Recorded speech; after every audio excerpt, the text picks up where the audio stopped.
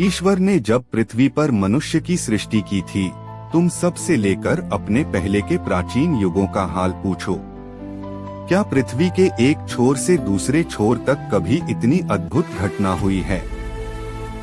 क्या इस प्रकार की बात कभी सुनने में आई है? क्या और कोई ऐसा राष्ट्र है जिसने तुम लोगों की तरह अग्नि में से बोलते हुए ईश्वर की वाणी सुनी और जीवित बच गया हो? ईश्वर ने आतंक दिखाकर विपत्तियों, चिन्हों, चमत्कारों और युद्धों के माध्यम से अपने सामर्थ्य तथा बाहुबल द्वारा तुम लोगों को मिस्र देश से निकाल लिया है। यह सब तुमने अपनी आँखों से देखा है। क्या और कोई ऐसा ईश्वर है जिसने इस तरह किसी दूसरे राष्ट्र में? आज यह जान लो और इस पर मन ही मन विचार करो कि ऊपर आकाश में तथा नीचे पृथ्वी पर प्रभु ही ईश्वर है, उसके सिवा कोई और ईश्वर नहीं है। मैं तुम लोगों को आज उसके नियम और आदेश सुनाता हूँ। तुम उनका पालन किया करो, जिससे जो देश तुम्हारा प्रभु ईश्वर तुम्हें सदा के लिए देने वाला है, उसमें तुमको और तुम्हारे पुत्रों को सुख शांति तथा लंबी आयु मिल सके। दूसरा पाठ रोमियों के नाम संत पौलुस का पत्र 8:14-17। लेकिन यदि आप आत्मा की प्रेरणा से शरीर की वासनाओं का दमन करेंगे तो आपको जीवन प्राप्त होगा। जो लोग ईश्वर के आत्मा से संचालित हैं, वे सब ईश्वर के पुत्र हैं। आप लोगों को दासों का मनोभाव नहीं मिला, जिससे प्रेरित होकर आप फिर डरने लगे। आप लोगों को गोद लिए पुत्रों का मनोभाव मिला, जिससे प्रेरित होकर हम पुकार कर कहते हैं, अब्बा, हे पिता।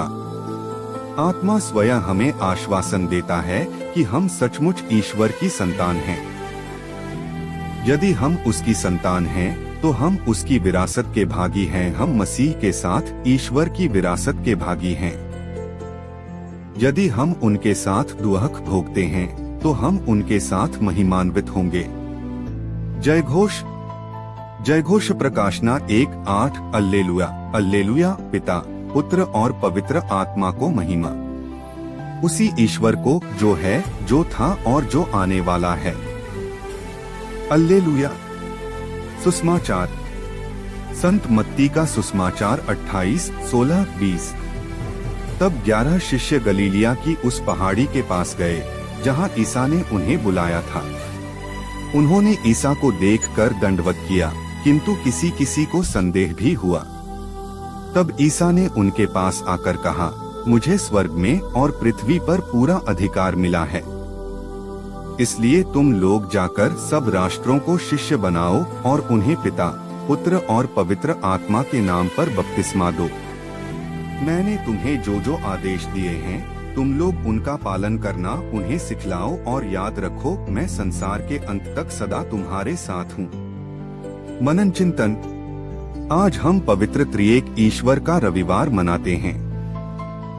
पवित्र त्रित्व का रहस्य ईश्वर के अस्तित्व का सबसे गहरा रहस्य है। जब हम पवित्र त्रित्व के बारे में बात करते हैं, तो मैं इसकी शुरुआत संत योहन के पहले पत्र अध्याय 4-8 से करना उचित समझता हूँ, जहाँ पर संत योहन ईश्वर की परिभाषा इन शब्दों में पेश करते हैं, ईश्वर प्रेम है। ईश्वर प्यार है। यह दावा ही पवित्र त्रित्व को समझने व पहचानने का आधार है। ईश्वर प्यार है और ईश्वर त्रित्व है, ये दोनों एक ही बात की और इंगित करते हैं। ईश्वर का त्रिएक रूप में होना हमें क्या सिखलाता है? ईश्वर का त्रिएक अस्तित्व है, यानी प्रेम की परिपूर्णता का अस्तित्व है। अपने इसी स्वभाव के कारण ईश्वर हमारी सृष्टि करता है और वही त्रिएक ईश्वर हमें अपने इस प्रेम में भागीदार होने के लिए बुलाता है। संत योहन 14-23 में प्रभु यीशु कहते हैं, यदि कोई मुझे प्यार करेगा तो वह मेरी शिक्षा पर चलेगा। मेरा पिता उसे प्यार करेगा और हम उसके पास आकर उसमें निवास करेंगे। तो यह है पवित्र त्रित्व में विश्वास करने का अंतिम उद्देश्य कि हम ईश्वर के इस असीम और अनंत प्रेम के भागीदार बन जाएं। संत योहन 14:3 में प्रभु यीशु अपनी ख्वाहिश इन शब्दों में बयां करते हैं, जिससे जहाँ मैं हूँ वहाँ तुम भी रहो प्रभु यीशु कहा है। इसके बारे में यूहन्ना 14:11 में यीशु हमें बतलाते हैं, मैं पिता में हूँ और पिता मुझ में है। इसका आशय यह हुआ कि पवित्र त्रिएक ईश्वर हमें अपने प्रेम में एक हो जाने के लिए बुलाता है, यानी हम सब पिता पुत्र और पवित्र आत्मा के एकता में भागीदार होकर एक हो जाएं। यीशु ख्रीस्त की शिक्षाओं पर चले बिना हम उनसे प्यार नहीं कर पाएंगे और न ही उनके प्यार के सहभागी बन पाएंगे। तो सबसे पहले हमें यीशु ख्रीस्त को पहचानना, उन्हें स्वीकार करना और उनकी आज्ञाओं को मानना होगा। तब हम उनसे प्यार कर पाएंगे और स्वयं पिता हमें प्यार करेगा और पिता और पुत्र और पवित्र आत्मा हम में आकर निवास करेंगे। यूहन्ना 14:23। हम सब ख्रीस्तीय पिता और पुत्र और पवित्र आत्मा के नाम पर सभी कार्य करते हैं, विशेष रूप से प्रार्थना की शुरुआत और अंत। पिता और पुत्र और पवित्र आत्मा तीन व्यक्ति है, परंतु एक ईश्वर है और इसी त्रिएक ईश्वर का पर्व हम आज मनाते हैं, जिसे पवित्र त्रित्व के महापर्व से जाना जाता है। मनुष्यों ने हमेशा से ही ईश्वर के बारे में जानने की कोशिश की है। प्रभु यीशु और पवित्र आत्मा के द्वारा हमने ईश्वर और उनकी योजनाओं के बारे में कई रहस्य या सिद्धांत को समझा और जाना है, परंतु जरूरी नहीं कि हम ईश्वर के हर रहस्य को समझ पाए। उनमें से एक रहस्य पवित्र त्रित्व का है, जो हमारे इस क्षणिक दिमाग में कभी भी नहीं समा सकता। आज के तीनों पाठ आज के पर्व के संदर्भ के अनुसार है। पहला पाठ में हमें शक्तिशाली पिता ईश्वर के विषय में बताया गया है, जिसने इस अद्भुत सृष्टि की रचना की और महान चमत्कारों द्वारा इसराइल को बचाया। वह पिता एक शक्तिशाली ईश्वर है और उसके सिवा कोई और ईश्वर नहीं है।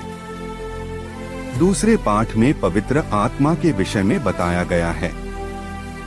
पवित्र आत्मा ईश्वर बाहर नहीं परंतु हमारे भीतर बसने वाला ईश्वर है, क्योंकि हमारा शरीर पवित्र आत्मा का मंदिर है। जो लोग ईश्वर के आत्मा से संचालित है, उनमें ईश्वर के जीवन का संचार है और वह इस संसार से परे रहकर ईश्वर के पुत्र के मनोभाव के अनुसार जीवन बिताता है। सुसमाचार में हम प्रभु यीशु के अंतिम आदेश के बारे में जानते हैं, जहां प्रभु यीशु अपने शिष्यों से कहते हैं कि मुझे स्वर्ग में और पृथ्वी पर पूरा अधिकार मिला है, इसलिए तुम लोग जाकर सब राष्ट्रों को शिष्य बनाओ और उन्हें पिता, पुत्र और पवित्र आत्मा के नाम पर बपतिस्मा दो। प्रभु यीशु जाते जाते पवित्र त्रित्व के नाम को उजागर करके जाते हैं।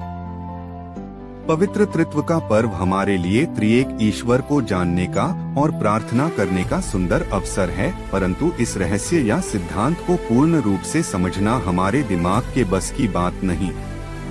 एक ईश्वर में तीन जन, इस रहस्य को समझाने के लिए कई विद्वानों ने कई उदाहरण देकर समझना चाहा, परंतु किसी ने भी एक ठोस रूप से इसकी गहराई को समझा नहीं पाया है। पवित्र त्रित्व का पर्व एकता का पाठ पढ़ाती है। जिस प्रकार पिता, पुत्र और पवित्र आत्मा अलग अलग व्यक्ति है, परंतु वे एक है। जिस प्रकार प्रभु यीशु कहते हैं, मैं पिता में हूँ और पिता मुझ में है, ठीक उसी प्रकार पवित्र आत्मा भी पिता और पुत्र में है और वे पवित्र आत्मा में, अर्थात वे तीनों एक है।